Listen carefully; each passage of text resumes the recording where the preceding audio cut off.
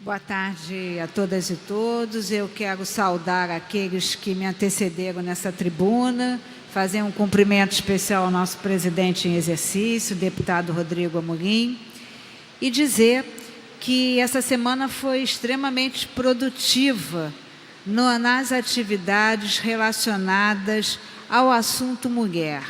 Nós tivemos aqui ontem uma audiência pública para tratar da CPI do feminicídio. Pudemos, então, ouvir uma vítima que nos mostrou o quanto é falha a rede de proteção às mulheres vítimas de violência, uma vítima de uma tentativa de feminicídio, uma vítima cujo fato foi amplamente divulgado pela imprensa, e foi bom ouvi-la e ver que na sua fala, com muita firmeza, ela não tem dúvidas de que foi drogada. E da mesma forma, não tem dúvida de que, além da violência física, foi também vítima de uma violência sexual.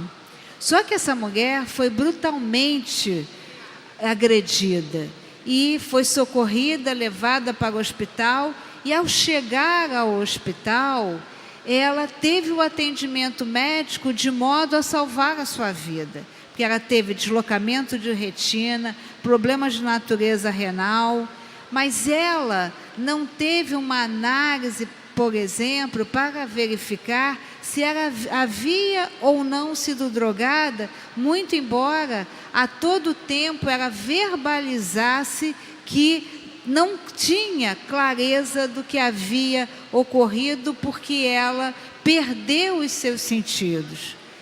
E ela dizia, quando perdeu os seus sentidos, ela contava momentos anteriores, quando ela foi submetida a um torpor e que deu a ela a convicção de que foi drogada. Da mesma forma, ela tinha convicção de que foi vítima de uma violência sexual. No local do fato, o seu apartamento, foram encontrados 4 preservativos, sendo que 3 usados e 1 fechado. Mas, lamentavelmente, no momento do atendimento médico, a exemplo do que acontece nos Estados Unidos, não foi indagado a ela se desejava ser submetida a uma coleta de material para, quem sabe, poder aí mais adiante fazer um exame de DNA ou, quem sabe, com um laudo indireto de um exame de violência sexual. Na terça-feira, tivemos aqui, integro aqui, a CPI que cuida dos óbitos do Hospital de Cabo Frio. Aquela maternidade tem índices alarmantes no que se refere aos óbitos. E verificamos aqui uma intervenção do CREMERGE e verificamos também que a atuação dessa CPI trouxe luz para essas mulheres que estavam ali abandonadas à própria sorte e que, ao final de 9 meses de gravidez, não voltavam para casa com seus filhos, porque o que se apura ali é a morte dos nascituros. E não tenha dúvida que a dor dessa mulher e que a violência sofrida por essas mulheres precisa ser conhecida, investigada e julgada. Mas eu também quero falar aqui, senhor presidente, sobre o tema trazido ontem aqui, que foi o FISED, um fundo especial que garante 5% da arrecadação do royalties do petróleo e do pré-sal, para que seja investido na segurança pública, e aí segurança pública entendida como Polícia Militar, Polícia Civil, Secretaria de Assuntos Penitenciários, e também olhando para o investimento também na área de assistência social. E eu tive a curiosidade, e cada vez mais eu tento me aproximar do tema orçamento, e vejo aqui presidindo esse momento o presidente da Comissão de Orçamento, e eu tive a oportunidade de verificar que essa lei, que foi instituída em dezembro de 2017 e passa a funcionar a partir de 3 de maio de 2018 e chega a esta Casa Legislativa para a sua renovação pelo ano de 2019, em 2018 foram autorizados 319 milhões para serem utilizados em projetos e atividades vinculados aos recursos provenientes do FISED. No total do autorizado, apenas 123 milhões foram liquidados. E esse valor foi aplicado na gestão operacional das polícias. Quando a gente se debruça para a execução desse orçamento, a gente vai ver que a dotação atualizada foi de 239 milhões, 72 milhões foram em despesas empenhadas e 60 milhões em despesas liquidadas. E despesas de exercício pago, 54 milhões. Então, desses 319 milhões autorizados, 239 foram para a área da segurança pública e 79 milhões foram para a área da da assistência social. Quando a gente se debruça nos dados da segurança pública, a gente vai ver que 40 milhões foram investidos em pagamento de pessoal, especificamente em premiação por produtividade da Polícia Militar, e 7 milhões em despesas de equipamento e material permanente. Por que eu estou trazendo esses dados, ainda que de uma forma muito simplista? Porque parte do debate que nós travamos no Colégio de Líderes e neste plenário foi exatamente tentar estabelecer que esse fundo, ele não pode, na sua essência, não pode ultrapassar 30% do investimento, do gasto em pessoal. A importância desse fundo, né?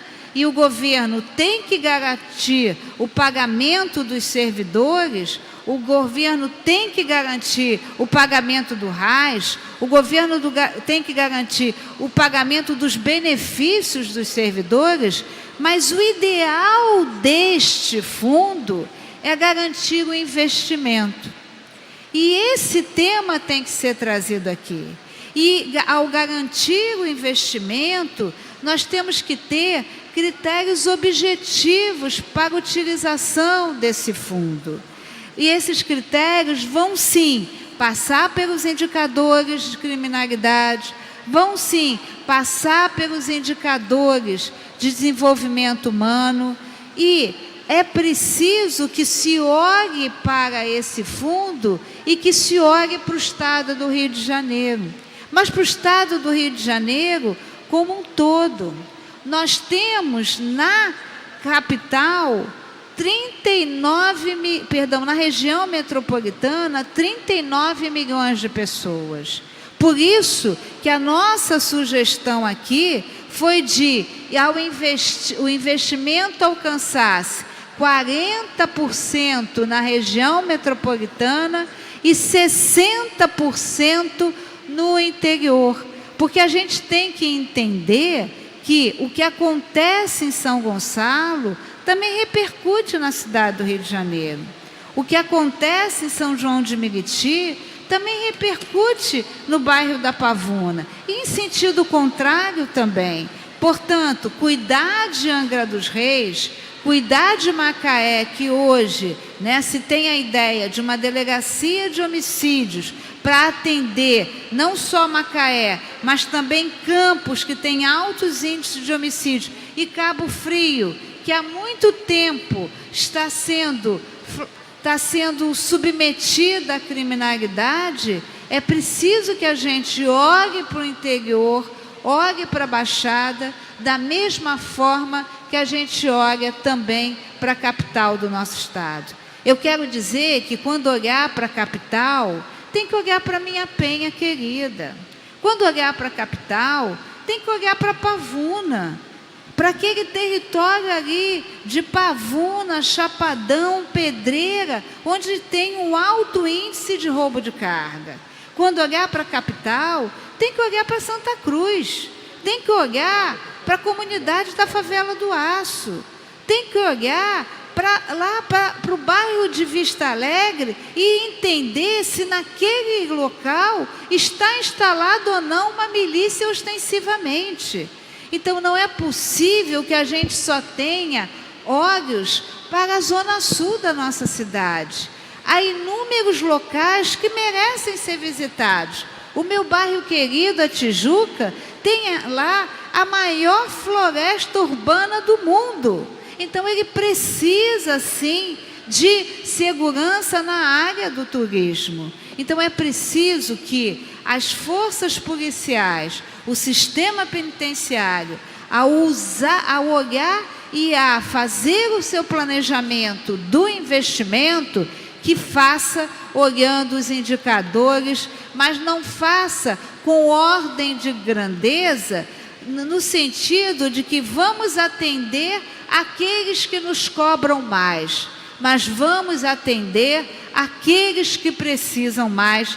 Talvez deva ser esse o critério de análise a ser procedido pelas forças de segurança e pelo sistema penitenciário quando for fazer o seu planejamento, estabelecer as suas estratégias. Para terminar, senhor presidente, eu queria falar sobre duas questões. A primeira, dizer que eu fui procurada pelos policiais militares. Eu os chamo, deputado Rodrigo Amorim, de policiais militares, porque eles passaram por uma peregrinação tão grande nesse concurso de 2014, porque eles desejam tanto ser policiais militares, eles se empenharam tanto nesse concurso, que eu já os olho como companheiros da Polícia Militar. Mas os concursantes que estão aí há 6 anos nesse concurso, e que bom que o atual governo assumiu o compromisso com o apoio da Assembleia Legislativa de convocar esses concursados, eles começaram o concurso há 6 anos. E o limite da idade é de 30 anos. Só que eles foram aprovados nesse concurso com 26 anos. E hoje, muitos deles, ou a maioria deles, tem 31 anos. Então, nós investimos no concurso, eles investiram no estudo, nas provas físicas, na prova de saúde, na prova da capacidade, da investigação social, e agora eles não têm mais 30 anos, eles têm 31, 32. O que fizemos nós? Fizemos um projeto de lei que levou aqui o número 346 de 2019, exatamente nesse sentido, aumentando a idade mínima e a idade máxima para que esses policiais, para que esses concursantes possam ser aproveitados. Fiz isso porque entendo que se hoje, no estado do Rio de Janeiro, melhor dizendo, no Brasil, a idade mínima de vida se chegou até os 73 anos, então, aos 35 anos, aos 40 anos, estas pessoas estão em pleno exercício das suas condições físicas, mentais e psicológicas, para que possam ser admitidos e também para que o governo possa aproveitar o investimento feito nesse edital, nesse concurso, e para que esses concursantes possam ser imediatamente chamados. E aí quero dizer também para a minha querida Polícia Civil, estou encerrando sim, peço desculpas, para a minha querida Polícia Civil, de que não esqueçam os policiais civis, não esqueçam do projeto de lei 7624 de 97, que garantiu a criação de 20% de reserva de cota para policiais civis nos concursos de delegado de polícia.